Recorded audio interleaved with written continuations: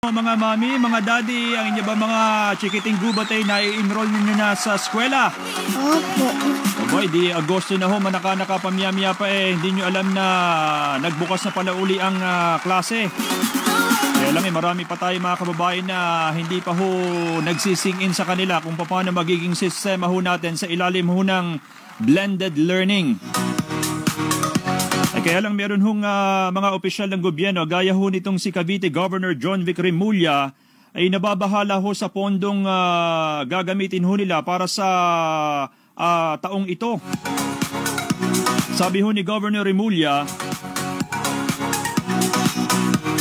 yun daw ho palang national government o yung DepEd National, wala daw contribution para dito at ito ho'y 100% napapasanin daw ng mga local government units. Ganun nga kaya?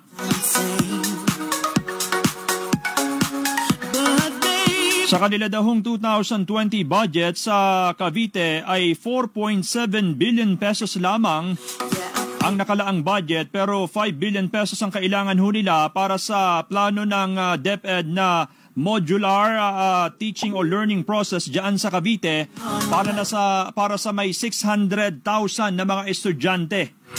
Tingnan nga ho natin ang paliwanag ng DepEd. Papaano ho ba ang sistema ng pag-aalat ng pondo para ho sa ilalim ho ng blended learning, lalo ho na sa mga malalayong probinsya?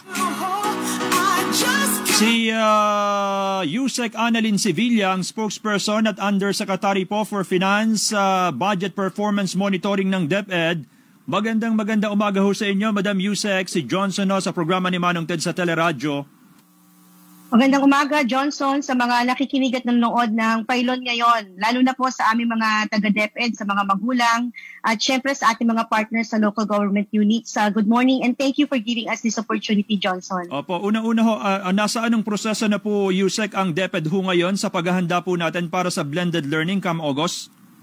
Yeah, we are under the preparation stage. We are also doing our readiness check.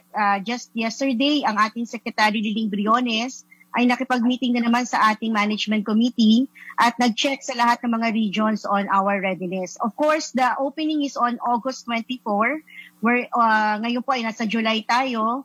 So we are anticipating na yung ating mga preparation is already at least nandoon sa 40 to 50% status. At yun naman po yung ating ginagawa ngayon. Opo, ang atin hubang mga guro sa public schools ay ready na kaya para sa online learning or blended learning para sa kanilang mga estudyante, Usec? Yeah, we have to put it into proper perspective as well, Johnson. Wala yatang nag-expect, no? No one expected that something like this, itong pandemic na ito ay darating. And to be honest, ang ating DepEd, especially on the budget side, is not designed for blended learning. It is designed for face-to-face learning, especially our budget. Kaya kung tatanungin kung handa tayo, ang sagot lagi ni Secretary, I think we should not wait for the readiness. No one is ever ready for it. But we should take the step forward. At yun po yung sana nga po ay mapag-usapan natin ngayon. Opo, Usec, yun hong binabanggit ni Governor John Vic Remulla ng Cavite, yun daw hong DepEd National, wala daw hong contribution para ho dun sa gagastusin ng mga eskwelahan sa mga LGUs. Paano po bang sistema sa allocation of budget? Unang-una gusto natin magpasalamat kay Governor John Vic Remulla. Siya ay aming pinaka-strongest, ang tawagan ni Secretary, the strongest ally of the department. Kasi lahat po talaga ay sinusuportahan ni Governor. At ito pong kanyang ginawang Facebook post is actually a awakening at recognition na talagang para sa kanya, importante ang edukasyon. Kaya niya po ito ginawa na post na ito. Gagawa siya ng investment for education. But una gusto nating explain, meron ho tayong dalawang senaryo na inaasam. Ang tawag natin yung ideal scenario, lahat kompleto, lahat ng resources available. At lahat ng gusto natin, like for example, giving the gadgets to our teachers and learners. And yung talagang secured minimum health standard and everything that we want to happen. Idea ang tawag natin doon. But we also planned for a conservative scenario. So yung conservative scenario naman will take into account ano yung available resources natin. For example, in financial, and kanina nagtanong ka, preparation of our teachers. So this is a conservative scenario where given only limited so much limited time to do it. Kaya ideal scenario po yung ginagawa namin. Ang una po nang ginawa namin ay makipag-coordinate din kay Governor Remulla through our regional director and our superintendent. Probinsya po kasi ang hawak ni Governor, so buong 6 ho ang aming superintendents na in charge niya, ni Governor. Okay. At i-explain po natin sa kanya itong conservative scenario na gusto nating mangyari.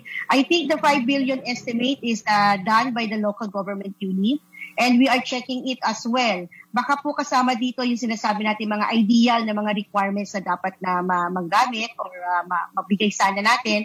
But as we have explained, we are pushing for the conservative scenario. At pangalawa, Johnson, meron hong budget ang DepEd about, kanina sabi ko face-to-face ang aming budget. And we try to reprogram it, adjust according to ano po yung mga dapat na gawin ngayon. At yun po yung modular, some of it will be online. And of course, yung professionalization or capacity building ng ating mga teacher. May ida-download po kami na pera sa mga eskwelahan. Yun din pong paggamit full MOE o yung pong budget na nasa eskwelahan na, ay po pwede pong gamitin sa modular. 6 po ang paraan ng pagkakaroon ng pondo para po sa ating learning continuity plan. At isa lang po yung Special Education Fund. Pero pinaka-importante po yan. Kasi yan po ang ibig sabihin ang commitment ng local government to the DepEd program. So yung iba po, yung pong Brigada Eskwela, Johnson, i-include ko lang kasi napakalaki rin muna contribution yan. Sabi ko 6. Una, yung budget namin sa DepEd. Pangalawa, yung budget na nasa eskwelahan na o nasa principal. Pangatlo, yung local government, yung SEF.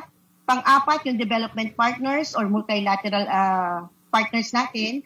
Pang-5, yung ating Brigada Eskwela. At pang-6 ay nag-present na ho kami sa DBM at sana po sa Kongreso ay mabigyan din tayo ng supplemental budget. Yon, Johnson, ang ating mga sources. Speaking of budget, Ikanyo, ay meron hong mga panawagan naman na ilang mga public school teachers na sa usapin ho ng dating ang tawag ninyo chalk allowance under blended learning, anong additional budget para ho sa kanila? Kasi yun gagamit na ng internet. Meron hong gadget, laptops para ho sa kanilang mga paraan ng pagtuturo. Anong additional budget para ho sa kanila under blended learning sa pagdating ng Agosto? Yeah, Johnson, yung chalk allowance ay matagal nang wala. Ang tawag ngayon dito ay cash allowance. At ngayong taon na ito ay nagkaroon na ito ng increase. 2,500 ito bawat teacher last year. Ngayon ay 3,500 na ito. At hindi naman tayo nag-regular classroom scheduling tayo ngayon. And in fact, na-delay pa ang ating opening of school to August. So yung pong paggagamitan na ito, partly will go to our internet and communication expense ng ating mga guro. But we also do understand na hindi ito magiging enough. So kami po ay nakipag-coordinate sa DBM on how we can also give some augmentation to our personnel, especially our teachers. Dahil iba nga po yung delivery modality natin ngayon at lahat po ay nag-a-adjust at lahat naman po ay nakakakita tayo. Peacefully kami, work from home din and we are spending some of our personal, usually dapat personal consumption lang pero nagiging government expense na din.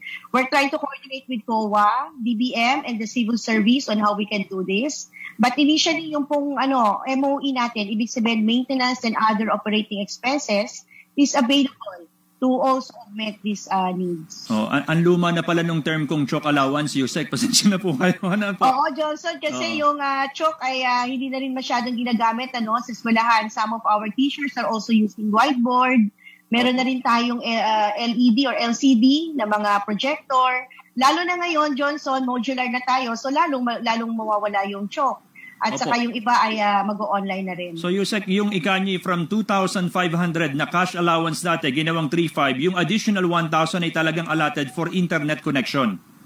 Well, nung binudget ito, hindi natin alam na magkakaroon ng ganito pandemic. At hindi rin online ang nakadesign sa ating sistema ng edukasyon.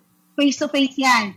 At ang tawag na lang namin dyan ay cash allowance. Para kahit na anong kailangan ni teacher, ay pasok po dyan. So, ibibigay yan sa teacher at siya na kung nagpa-budget yan. Usually, ang mga gastos si teacher dyan will be the audio-visual, yung kanyang mga pentel pen, and other things. In fact, kulang po talaga ang 3,500. Lalo na po pag ang guro ay committed, no? Very committed and passionate to teaching, marami ho siyang ginagawa mga tawag natin props, no, sa common term. Pero sa pagtuturo niya, marami siyang ginagamit. So tulong po natin yan sa teacher as we call it cash allowance. And Congress is looking into this. Marami hong bill na